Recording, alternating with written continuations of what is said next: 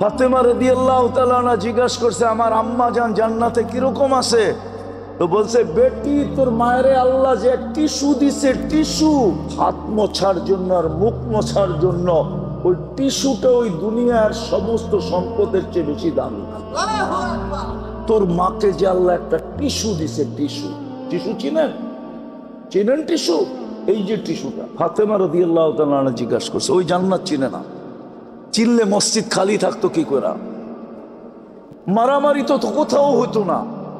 ভাই ভাইয়ের বিরুদ্ধে জমিন নিয়ে কেস করে মারামারি তো হতো মসজিদে। কে আগে ঢুকবে, কে পরে ঢুকবে, কে প্রথম কাতারে দাঁড়াবে, কে পিছের কাতারে দাঁড়াবে। এই জন্যই তো হাদিসে আসছে, কোনো ব্যক্তি আগের কাতারে চলে গেছে, আগের কাতারে কোনো ব্যক্তি চলে গেছে, আগের কাতারে চলে গেছে, কিন্তু পিছে মুরব্বী আসছে, সে যদি একরামান পিছে চলে আসে আর মুরব্বীকে আগে দিয়া দেয়, আল্লাহ বলে 40 দিন তোকে প্রথম কাতারের সওয়াব দিব। তাইলে মারামারি হতো প্রথম কাতার নিয়ে। জিজ্ঞেস করেন, যদি বুখারী পড়ায় তাহলে বুখারীতে লেখা আছে আমার উম্মত প্রথম কাতারে দাঁড়ানো নিয়ে ঝগড়া করত, মারামারি করত, মসজিদে ঢুকা নিয়ে মারামারি করত, কে আগে ঢুকবে। কেননা মসজিদে কি রাখা, মা বোনরা জায়নামাজ নিয়ে ঝগড়া করত, কে আগে জায়নামাজে বসবে। কেননা মা বোনদের জায়নামাজের নিচে রাখা আছে জান্নাতের চাবি, আর আমাদের জন্য মসজিদে রাখা আছে জায়নামাজের চাবি। ডাকায়া প্রবাদ বাক্য বুঝবেন? বলবো? হ্যাঁ, ডাকায়ারা বলে, শ্বশুর বাড়ি মধুর হাড়ি, নিত্য গেলে জুতার বাড়ি। শ্বশুর বাড়িও তো জামাইরে ডেলি আসতে দেয় না, গেলে জুতার বাড়ি দেয়। পাইসোসটা কি মাইয়া দিছি দিকা ডেলি আবি? শ্বশুরও তো পছন্দ করে না জামাই ডেলি এর বাড়িতে আসো। আল্লাহ তো ডেলি 5 বার নিজের বাড়িতে আপনাকে ডাকে। একটু বুঝি বিবেক কাজ করে না? আরে হাসার জন্য বলতেছি না, বুঝার জন্য বলতেছি। বন্ধুও তো বন্ধু, লেঙ্গুটি বন্ধু চিনেন? ল্যাংটাকালের বন্ধুও তো বন্ধুকে 5 বেলা নিজের বাড়িতে আসা সহ্য করে না, ডেলি আসা সহ্য করে না। ও সহ্য করলো, গড়ালি সহ্য করবে না। পাইসোসটা কি? প্রথম বলবে পাইসো কি, 2 দিন পরে কইব পাইসোসটা কি? আমি কি তোর বাড়ি চাকরে আসছি ডেলি বন্ধু নিয়ে আসস? স্ত্রীও তো সইবে না। আল্লাহ তো ডেলি 5 বার নিজের ঘরে আমাদেরকে ডাকে, মেহমান বানায় ডাকে, বইলা দিয়া ডাকে, ওয়াজাবা আলাল মাজুর আন ইউকরিমা যায়ের। তুই পা রাখতে দেরি, আমি সম্মানের মালা তোর গলায় পড়াইতে দেরি করব। হ্যাঁ, 5 বেলার পরেও যদি যায়, তারপরে বইলা দিছে, যাকে বেশি বেশি মসজিদে আসতে দেখো তোমরা তাকে জান্নাতের সার্টিফিকেট দিয়া দাও। ইমানের সার্টিফিকেট দেওয়াই মানে জান্নাতের সার্টিফিকেট দেওয়া। তোমরা বইলা দাও এই লোকটা জান্নাতি। সকাল সন্ধ্যায় যাকে আসতে দেখো বইলা দাও, কিয়ামতের দিন তোর চেয়ে বেশি আলোর অধিকারী কেউ হবে না। এইখানেই শেষ না, আরো আছে। এইখানেই কি না, শেষ না। এই জন্য মেরে দোস্ত আমি শেষ জায়গায় চলে আসছি। আজান হইতেছে। মানুষ হইলেই মানুষ হয়, মানুষ হিসাবে জন্ম নিলেই মানুষ হয় না। মানুষ কি আল্লাহ কিনবে জান্নাত দিয়া? মানুষ হইতে হইলে রহমতের ছোঁয়া লাগতে হবে। আর রহমতের ছোঁয়া ওই পর্যন্ত লাগবে না যতক্ষণ পর্যন্ত আল্লাহর হুকুম মানবে না। আল্লাহর হুকুম যে যত বেশি মানবে, যেই বয়সে মানবে, যৌবনে মানব অনেক দাম, যেই বয়সে মানব, যেই সমাজে মানব, যেই সোসাইটিতে বৈশা মানব, যেমন কাপড় চোপড় নিয়ে মানব। হায় হায় হায়, সাহাবা তো জান্নাত এইভাবেও লুটা নিছে। এইভাবেও জান্নাত লুটা নিছে, এইভাবে কিতাবে আছে, কিতাবে আছে। স্ত্রী বড় সুন্দরী, স্বামী বড় কালো, তো স্ত্রী স্বামীর গালে চিমটে দিয়া বলতেছে আমি জান্নাতি। কিভাবে তুমি জান্নাতি? তুমি আয়নায় দেখো, তোমার মতো বেটার সাথে যে আমি জীবন করতেছি সবরের সাথে, সবরের বদলা আল্লাহ জান্নাত দিবে। তো স্বামী বলতেছে একা একা জান্নাতে চলে যাইবা, আমি কই যাব? আবার চিমটি দিয়া বলতেছে তুইও জান্নাতি। পরিশ্রম বেশি করাইতে চান না, তাহলে এক রাত্র আপনাকে 83 বছর দিতেন না। পরিশ্রম বেশি করাইতে চান না, তাইলে 50কে 10-এ আনতেন না, 5-এ আনতেন না। 50 তো 50ই, কিন্তু পরিশ্রম কমায় দিছে। আল্লাহ রসুল ভাবছে পারিশ্রমিকও মনে হয় কমায় দিছে, সোয়াব। আল্লাহ বলছে না বন্ধু, পরিশ্রম কমায় দিছি, সোয়াব 50-ই রেখা দিছি। আপনার মন যদি না বইরা থাকে তাহলে আরো 27 গুণ বাড়ায় দিলাম, কিন্তু ছোট একটা শর্ত লাগায় দিলাম, জামাতের সাথে পড়তে হবে। এই জন্যই বুখারী শরীফে আছে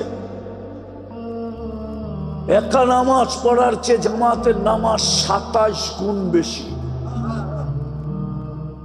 হায় হায়, পরিশ্রম কম, সওয়াব সওয়াব সওয়াব। পরিশ্রম নাই বললেই চলে। আমি তো বলবো এটা কোনো পরিশ্রমই দেন না এই উম্মতকে। কিন্তু হায়, সবার কপালে তো সবকিছু শোভা পায় না। বাংলার একটা প্রবাদ বাক্য আছে, আমি ঘুরায়া বললাম। আগের যুগের মহিলারা বলতো সবার কপালে বলে সবকিছু শোভা পায় না। হুজুররা তো এই প্রবাদ বাক্য জানি না, আমি তো ঘুরায়া বলছি সবার কপালে সবকিছু শোভা পায় না, সয় না, না শোভা পায় না। সবার কপালে সবকিছু, আমাদের কপালে মনে হয় শোভা পায় নাই। নাইলে এই উম্মতের পরিশ্রম তো বেশি না, পরিশ্রম অল্প সময়। 60 বৎসরের হিসাব তো নিবে না। বৎসর 60টা হইলে কি হবে? প্রথম 15 বৎসর তো মাফ, নিষ্পাপের খাতায় লেখা। যতক্ষণ পর্যন্ত আপনি প্রাপ্ত বয়স্ক হন নাই, আপনার এটা হিসাবে কাউন্টে আসবে না, কলম বিরুদ্ধে যাবে না, নিষ্পাপের খাতায় লেখা। যতক্ষণ আমরা ঘুমায় থাকি ততক্ষণ কলম উঠানো থাকে। না এম হাত্তা ইয়াস্তাইকিন, ঘুমন্ত ব্যক্তি যতক্ষণ সজাগ না হবে কলম উঠানো থাকে। আরেকটা হাদিস বলতাম, কিন্তু আম মজমা দেখা বলবো না, বলবো একটা বুঝবেন আরেকটা। না না না, বলবো একটা বুঝবেন আরেকটা। এই জন্য আল্লাহ রসুল ঘোষণা দিছে কলম উঠানো থাকে, বিরুদ্ধে যায় না। হায় হায় হায়, এই উম্মতের পরিশ্রম বেশি না, পরিশ্রম কম। আল্লাহ তো এই উম্মতকে খাটাইতেই চান নাই। উলামা তো মানবে না, শুধু খাটাইতেছে অন্যের দিকে দেখা, বাকি উম্মতের দিকে দেখা, যে আমাদেরকে খাটাইলেন 1000 বৎসর, সোয়াব দিলেন এক বেলার। এই উম্মত খাটলো আসর থেকে মাগরিব পর্যন্ত, সোয়াব দিলেন সারা দিনেরটা। আমরা যতগুলা পাইলাম সবগুলা সমান তো দিলেন, আরো বোনাস হিসাবে আরো কোটি গুণ বেশি দিলেন। এই উম্মতকে আল্লাহ খাটাইতে চায় নাই, কসম। এই জন্যই তো এই উম্মতের জন্য উখরিজার শব্দ আনছেন। গাজীপুরের উলামা মানবে না আমার কথা। এই উম্মত তো দুনিয়ায় আসার ছিল না, বাছাইকৃত ছিল, এখান থেকে জান্নাতে যাওয়ার কথা ছিল। এই জন্যই তো এই উম্মতের জন্য আল্লাহ উখরিজাত শব্দ আনছে। কোন উম্মতের জন্য উখরিজাত শব্দ আনেন নাই। কেন পাঠাইছেন দুনিয়ায় জানেন? কেন এই উম্মতকে কিয়ামতের দিন সাক্ষী হিসাবে দাঁড় করবে। সাক্ষী দিতে হলে দুনিয়া পাড়াইতে হবে, নাইলে অন্য উম্মত কেলেম করবে এরা তো দুনিয়াই দেখে নাই, আমরা তো দুনিয়ায় ছিলাম, এরা তো দুনিয়াই দেখে নাই, আমাদের বিরুদ্ধে সাক্ষী দেয় কি করে? আল্লাহ বলে একটু পাড়ায়া চলে আসিস, যাবি আর আবি, যাবি আর পাড়ায় চলে আসবি, কিয়ামতের দিন কেউ আঙ্গুল উঠাইলে তোদের পা উঁচা করে ওরে দেখায় দিব, এই যে দেখ মাটি লাইগা আছে, এরা দুনিয়া দেখা আসছে। এই জন্য এই উম্মতকে দুনিয়াতে পাঠাইছে। এই উম্মত তো দুনিয়ায় আসান না। বিদায় যদি আমার কথা বুঝে আইসা থাকে, আসেন, সুযোগ এখনো আছে। আল্লাহ আমাদের অপেক্ষা করবে। কোন আলেম এই ফতোয়া দিতে পারবে না যে এই হাদিস কোন উম্মতের জন্য ছিল, কেন এই হাদিস তো আমাদের নবীজি শুনাইছে।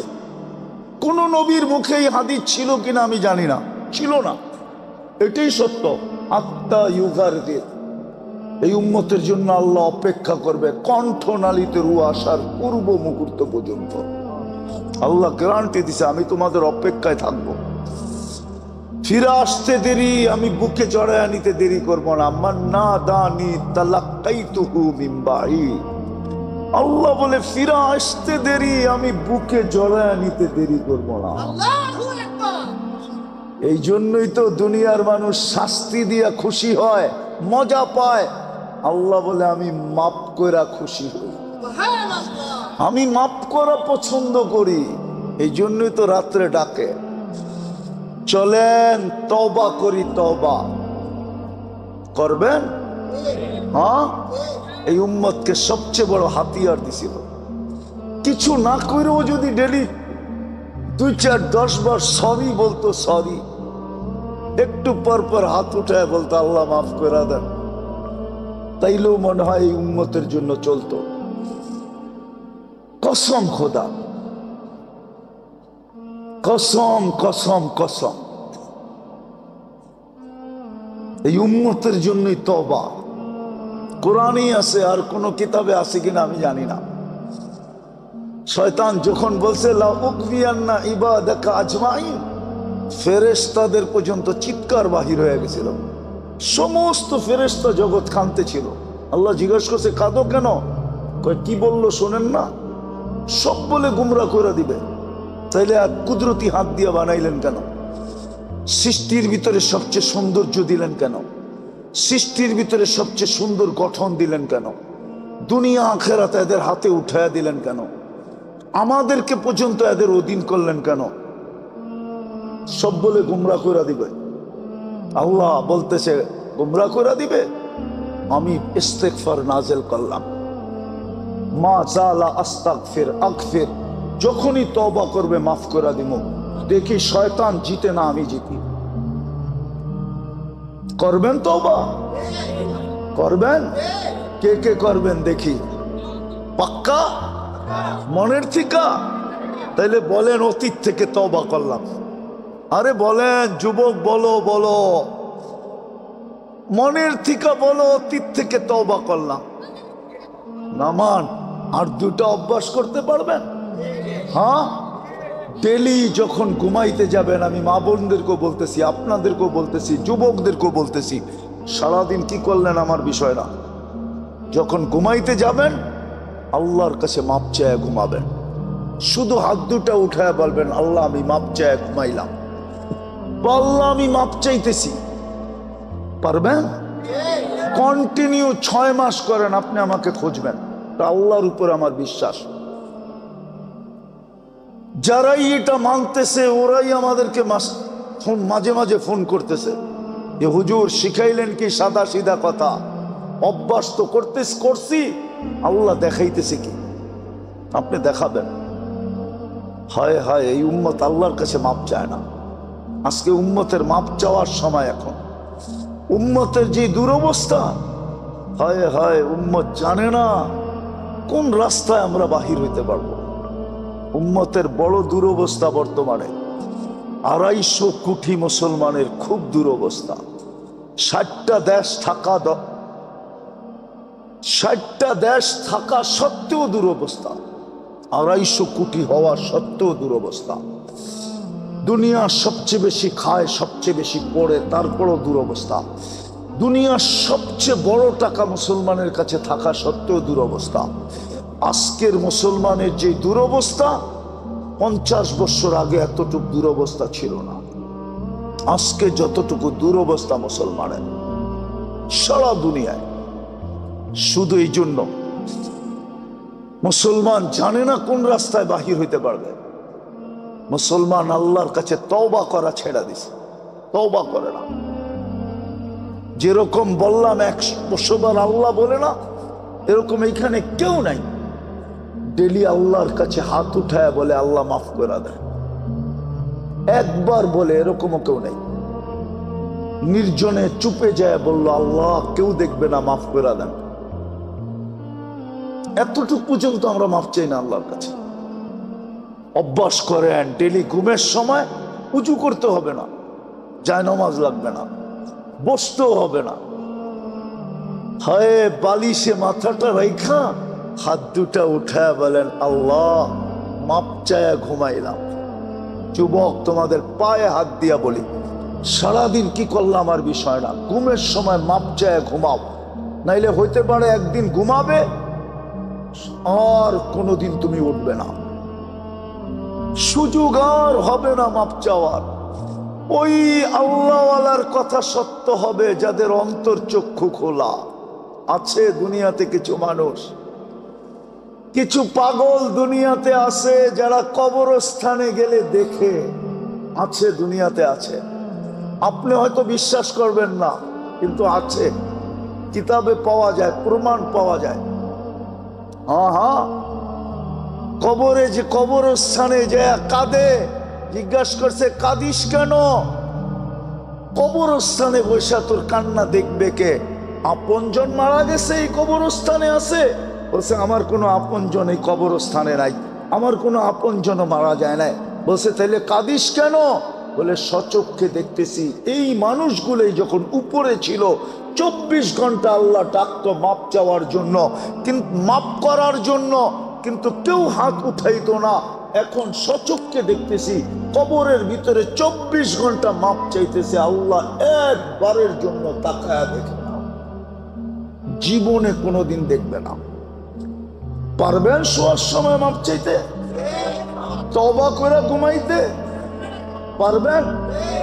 ওয়াদা অঙ্গীকার কে কে? আল্লাহ কবুল করুক। নামাজ সর্বশেষ আজকের থেকে নামাজ, আল্লাহর ঘর ধরে। আয়ে কিয়ামতের দিন যদি ডাইকা বসলো না, আইনা জিরানি, ফেরেশতারা বলবে সুবহান ওয়ালাকাল জিরান। আল্লাহ আপনি ছিলেন কোথায়? আপনার প্রতিবেশী আবার কে? এইখানে তো একজনই আসতে পারছে, আর তো কেউ আসতে পারে নাই, তো আপনার প্রতিবেশী হইল কোত্থেকা? মনে হয় বোঝেন না একজন, আরো সে কয়জন গেছে? কে? আপনি তো বলতেছেন জি আইনা জিরানি, আমার প্রতিবেশীরা কোথায়? কিয়ামতের দিন ডাইকা বসবে, ফেরেশতা বলবে আপনার প্রতিবেশী। আল্লাহ বলতো যাদের সম্পর্ক আমার ঘরের সাথে বেশি বেশি ছিল ওরাই আমার প্রতিবেশী, ডাইকা নিয়ে আসো। পারবেন মসজিদের সাথে সম্পর্ক জুড়তে? পারবেন না? শুধু নামাজের সময়, নামাজ ছাড়াও মসজিদের সাথে সম্পর্ক জোড়েন, আলেম ওলামাদের সাথে সম্পর্ক জোড়েন। যত বেশি ঘনিষ্ঠ হবেন আলেম ওলামাদের সাথে, আজ বুঝানো যাবে না আপনাকে, কালকে আপনি নিজেই বুঝবেন। মা আমাকে সজাগ করো, সজাগ করতে হবে না, তুমি অনেকজনকে সজাগ করবে।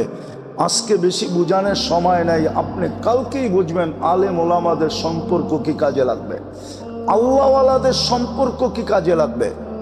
কিন্তু পায়ে হাত দিয়া বলি, ভুলেও আঙ্গুল উঠায়েন না, আঙ্গুল উঠাইলে আর কাজে লাগবে না, আঙ্গুল উঠাইলে আর কাজে লাগবে না। আমার জাতি তো আঙ্গুল উঠানে অভ্যস্ত, আলেম ওলামাকে ক্রিটিসাইজ করতে অভ্যস্ত, আলেম ওলামাদের দিকে আঙ্গুল উঠাইতে অভ্যস্ত, আলেম ওলামাদের পিছে পড়তে অভ্যস্ত। পায়ে হাত দিয়া বলি আঙ্গুল উঠায়েন না, সম্পর্ক জোড়েন। পারবেন? পড়বেন নামাজ আজকের থেকে? আল্লাহ আমল করার তৌফিক দান করেন। ওমা আলাইনা